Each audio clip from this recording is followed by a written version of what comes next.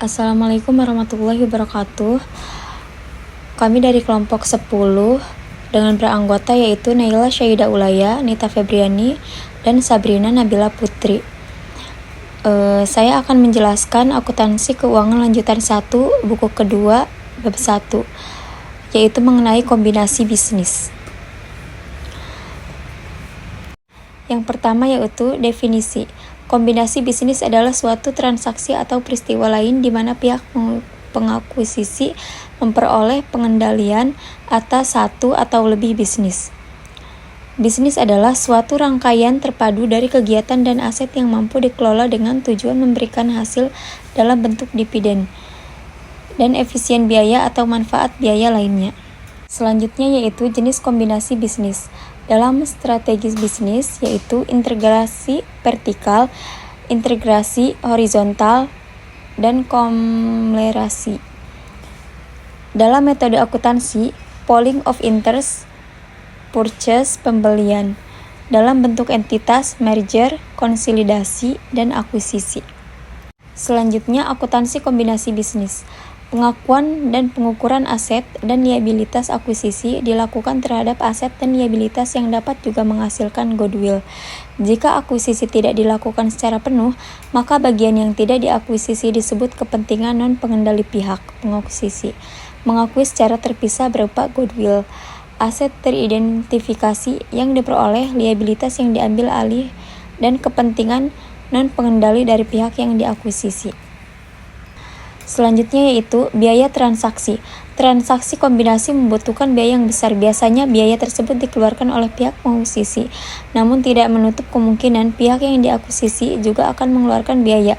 Jika pihak pengakuisisi menerbitkan efek imbalan yang dialihkan dalam suatu kombinasi bisnis, maka biaya tersebut diakui sebagai pengurang premium atau agio atau tambahan modal di setor yang timbul atas penerbitan efek tersebut. Ketentuan ini mengacu pada PSAK 50 Instrumen Keuangan Penyajian. Selanjutnya yaitu imbalan yang dialihkan. Dalam suatu kombinasi bisnis, pihak pengakuisisi membayar imbalan kepada pihak yang diakuisisi. Atas akuisisi yang dilakukan, akuisisi pada prinsipnya adalah pembelian sebuah bisnis, seperti halnya pembelian suatu aset secara tunai, maka imbalan yang dialihkan atas pembelian tersebut adalah kas. Imbalan dalam kombinasi bisnis dapat berupa kas, aset non-kas lainnya.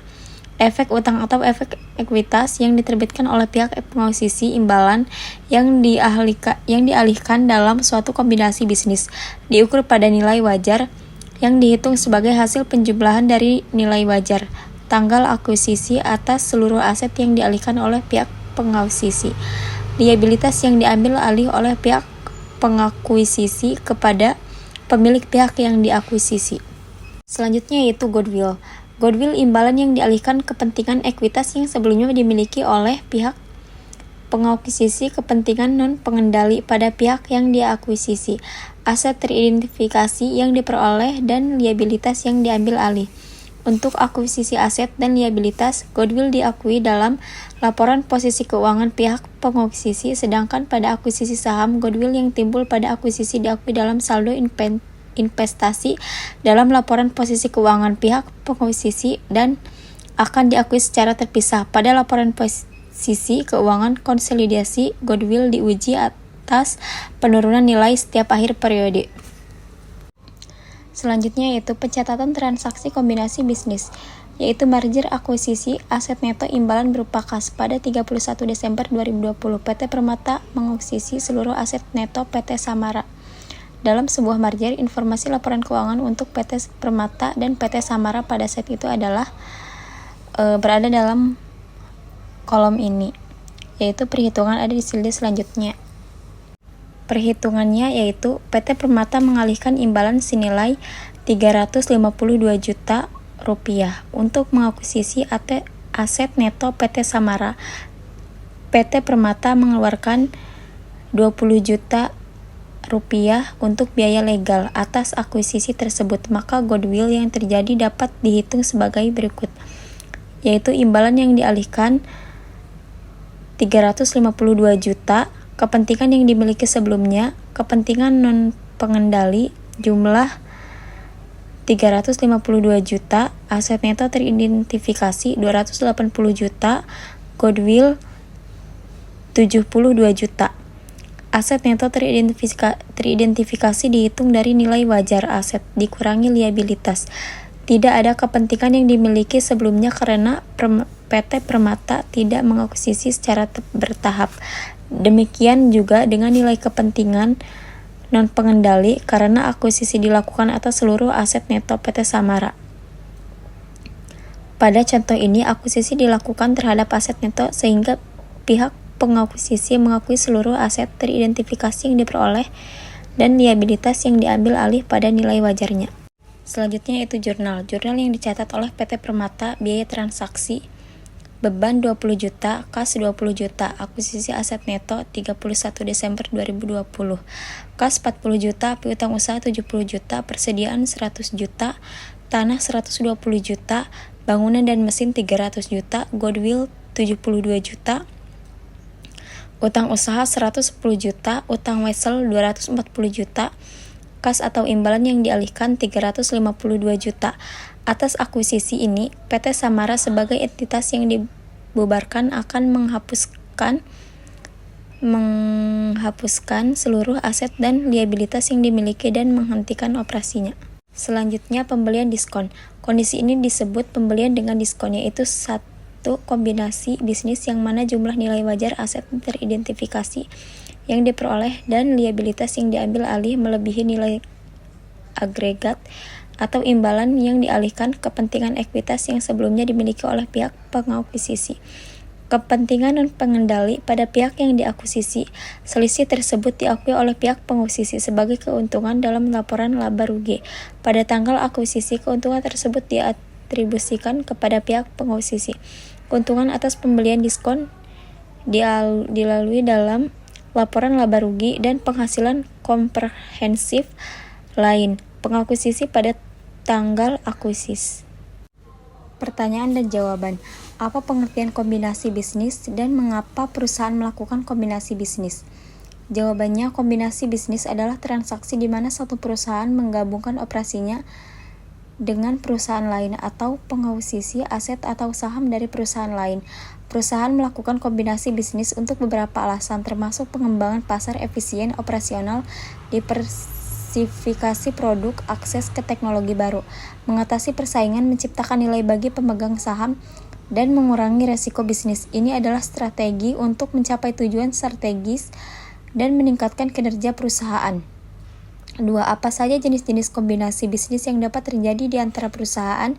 Jawabannya, akuisisi pembelian mayoritas saham atau aset dari perusahaan lain. Merger, penggabungan dua perusahaan untuk membentuk entitas baru. Konsolidasi, penggabungan operasi dua perusahaan menjadi satu entitas baru. 3. Bagaimana perbedaan antara akuisisi dan penggabungan bisnis? Jawabannya, akuisisi adalah ketika satu perusahaan membeli mayoritas saham atau aset dari perusahaan lain. Dalam akuisisi, perusahaan pembeli yang disebut akuisitor mengambil alih kendali atas perusahaan target, namun perusahaan target biasanya tetap beroperasi dengan identitas sendiri setelah akuisisi dan identitas hukumnya tidak hilang. Sedangkan penggabungan bisnis terjadi ketika dua perusahaan penggabung untuk membentuk entitas baru. Dalam penggabungan, perusahaan asal kehilangan identitas hukumnya dan melebur menjadi perusahaan yang baru. Selanjutnya, apa yang menjadi faktor yang mempengaruhi keputusan perusahaan untuk melakukan kombinasi bisnis? Jawabannya, tujuan strategis menjadi faktor utama yang mendorong keputusan tersebut, seperti ekspansi pasar atau peningkatan efisien operasional. Selain itu, potensi sinergi yang dapat meningkatkan nilai perusahaan juga menjadi pertimbangan penting. Kondisi pasar, regulasi, dan kepatuhan hukum juga mempengaruhi keputusan bersama dengan pertimbangan finansial seperti ketersediaan modal dan pengembalian investasi. Kepentingan pemegang saham, kesempatan, dan tantangan terkait dengan kombinasi bisnis juga harus dipertimbangkan secara cermat dalam proses pengambilan keputusan. Dengan mempertimbangkan semua faktor ini, perusahaan dapat membuat keputusan yang tepat dan mengelola kombinasi bisnis dengan efektif untuk mencapai tujuan mereka. 5. Bagaimana proses penilaian nilai aset dan liabilitas dalam kombinasi bisnis? Bagaimana proses penilaian nilai aset dan liabilitas dalam kombinasi bisnis? Jawabannya, proses penilaian nilai aset dan liabilitas dalam kombinasi bisnis melibatkan langkah-langkah identifikasi, penilaian nilai fair, pengakuan nilai fair dalam neraca, penyesuaian nilai jika diperlukan, dan penilaian nilai goodwill atau nilai aktiva bersih. Langkah-langkah ini memastikan bahwa nilai aset dan liabilitas tercermin dengan akurat dalam laporan keuangan perusahaan yang terlibat. Bagaimana perlakuan akuntansi untuk kombinasi bisnis yang dilakukan di bawah metode akuisisi? Jawabannya, identifikasi aset dan liabilitas perusahaan yang diakuisisi. 2. Penilaian nilai fair aset dan liabilitas. 3. Perhitungan nilai goodwill atau nilai aktiva bersih. 4. Pengakuan aset, liabilitas, dan goodwill dalam neraca konsolidasi. 5. Penyesuaian jurnal untuk merekam transaksi. 7. Apa yang dimaksud dengan goodwill dan bagaimana goodwill diakuntansi dalam kombinasi bisnis? Jawabannya, goodwill adalah nilai tak terwujud yang muncul saat harga akuisisi sebuah perusahaan melebihi nilai fair dari aset bersih yang diperoleh. Dalam kombinasi bisnis, goodwill diakui sebagai aset tak terwujud. Dalam neraca konsolidasi, perusahaan yang melakukan akuisisi ini mencerminkan nilai tambah yang diharapkan dari transaksi tersebut, seperti reputasi, hubungan pelanggan, atau keunggulan kompetitif. 8. Bagaimana pengaruh kombinasi bisnis terhadap laporan keuangan perusahaan? Jawabannya, goodwill adalah nilai tak terwujud yang muncul saat harga akuisisi sebuah perusahaan melebihi nilai fair dari aset bersih yang diperoleh. Dalam kombinasi bisnis, goodwill diakui sebagai aset tak terwujud dalam neraca konsolidasi perusahaan yang melakukan akuisisi. Ini mencerminkan nilai tambah yang diharapkan dari transaksi tersebut, seperti reputasi, hubungan pelanggan, atau keunggulan kompetitif. Selanjutnya, apa resiko-resiko yang terkait dengan kombinasi bisnis dan bagaimana cara mengelolanya? Jawabannya, resiko-resiko terkait dengan kombinasi bisnis meliputi integrasi operasional yang rumit, kehilangan karyawan kunci, kegagalan sinergi, kesulitan integrasi teknologi, dan kesulitan mendapatkan persetujuan regulator. Cara mengelolanya termasuk perencanaan teliti, komunikasi yang efektif, manajemen perusahaan yang baik, pemantauan yang ketat, dan evaluasi pasca kombinasi untuk pembelajaran di masa depan. 10. Bagaimana pengaruh kombinasi bisnis terhadap nilai perusahaan dan pemegang saham? Jawabannya, kombinasi bisnis dapat meningkatkan atau menurunkan nilai perusahaan tergantung pada keberhasilan integrasi dan realisasi sinergi. Pemegang saham akan bereaksi terhadap pengumuman kombinasi bisnis yang dapat mempengaruhi harga saham, integrasi yang baik, dan meningkatkan pendapatan dividen dan ROI. Bagaimana pemegang saham? Oleh karena itu, manajemen yang teliti dan perencanaan yang baik sangat penting dalam menjalankan kombinasi bisnis.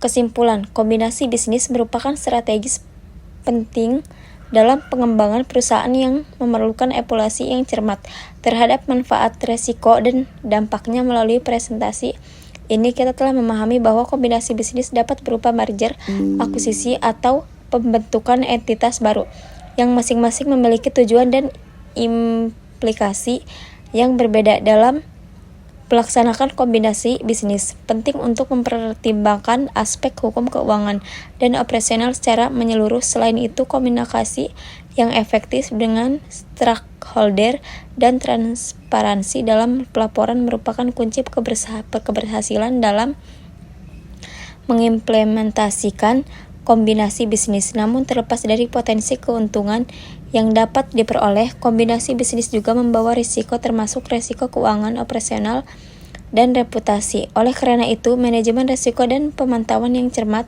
terhadap kinerja pasca kombinasi menjadi penting untuk meminimalkan dampak negatif dan memaksimalkan nilai tambah dalam menghadapi tantangan dan peluang yang terkait dengan kombinasi bisnis. Penting untuk mengadopsi pendekatan yang proaktif dan strategis. Dengan demikian, perusahaan dapat mencapai tujuan jangka panjangnya dan meningkatkan nilai bagi pemegang saham serta stakeholder lainnya.